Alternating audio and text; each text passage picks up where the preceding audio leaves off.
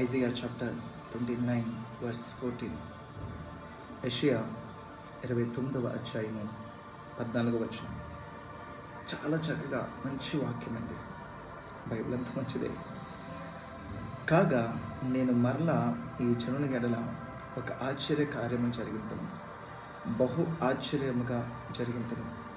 వారి జ్ఞానుల జ్ఞానము వ్యర్థమగును, వారి బుద్ధిమంతుల బుద్ధి మరుగైపోవును.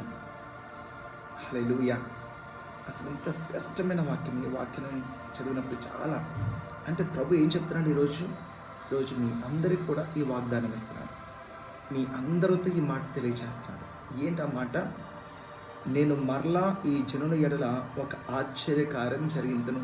ఈ వాక్యం చూస్తున్నా మీ ఎడల దేవుడు ఇప్పుడు ఒక ఆశ్చర్యకార్యం జరిగిస్తున్నాడు. ప్రభువు ఇప్పుడు ఒక ఆశ్చర్యకార్యం జరిగిస్తున్నాడు. ఆమేన్. చూసిన ప్రతి ఒక్కరు ఆమెనే చెప్పాడు. అది ఎలా జరిగిస్తున్నాడంట? బహు ఆశ్చర్యంగా జరిగించేది కూడా నార్మల్గా జరగట్లేదు, బహు ఆశ్చర్యంగా. అసలు అది జరిగినప్పుడు అది జరిగిన విధమును మనం చూసినప్పుడు అసలు ఎలా జరిగిందా అనిపిస్తుంది. ఉదాహరణకి ఏదో ఒక ఉద్యోగం వచ్చింది అనుకుందాం, ఏదో ఒక కార్యం, ఒక అప్పు తీరింది అనుకుందాం. అది ఎలా తీరింది? తీర్పుందని చెప్పాడు, ప్రభు తీర్చేశాడు. కానీ ఎలా తీరిందనే విధం మనం విన్నప్పుడు అసలు ఎలా జరిగింది, అసలు ఎలా జరిగిందని ఆశ్చర్యం, బహు ఆశ్చర్యముగా జరిగిస్తారండి. బహు ఆశ్చర్యంగా. హల్లెలూయా. అది జరిగించినప్పుడు ప్రభు మాట్లాడుతున్న మాట ఏంటంటే, వారి జ్ఞానుల జ్ఞానం వ్యర్థమగు. ఇది విన్నప్పుడు, ఈ ఆశ్చర్యకార్యం విన్నప్పుడు ఎవరైతే ఆ జ్ఞానులు, ఎవరైతే మీ జ్ఞానులము చాలా అని వారికి జ్ఞానాన్ని బట్టి అతిశయపడుతున్నారో వారికి జ్ఞానులకి జ్ఞానం వ్యర్థమైపోద్ది అంటండి. అసలు వాళ్ళు చుట్టూ పీక్కుంటారు. అసలు ఇది ఎలాగ సాధ్యమైందో. అలాగే వారి బుద్ధిమంతుల బుద్ధి మరుగైపోద్దంట. వారి జ్ఞానులకి జ్ఞానము మరుగైపోద్ది. హల్లెలూయా. ఈరోజు దేవుడు అటువంటి కార్యం చేయబోతున్నాడు.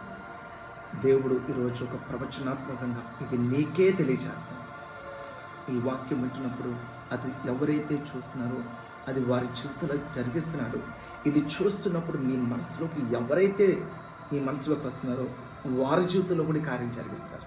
వారిని కూడా మీరు జ్ఞాపకం చేసుకోండి. హల్లెలూయా. హల్లెలూయా. నేను మరలా చెప్తున్నాను, నేను మరలా ఈ జనుల ఎడల, హల్లెలూయా, నేను మరలా ఈ జనుల ఎడల ఒక ఆశ్చర్యకార్యం జరిగిందను. మీ జీవితంలో ఒక ఆశ్చర్యకార్యం జరిగిస్తున్నాడు. అది కూడా బహు ఆశ్చర్యంగా జరిగిస్తున్నాడు. జ్ఞానులకి అర్థం కాదు, బుద్ధిమంతులు వాళ్ళ బుద్ధి కూడా సరిపోతుంది. హల్లెలూయా. యేసు నామములో ఈ వాక్యం చూస్తే మీరు అందరూ అది పొందుకుందురుగాక. నజరేయుడైన యేసు నామములో right now in the name of Jesus. Amen.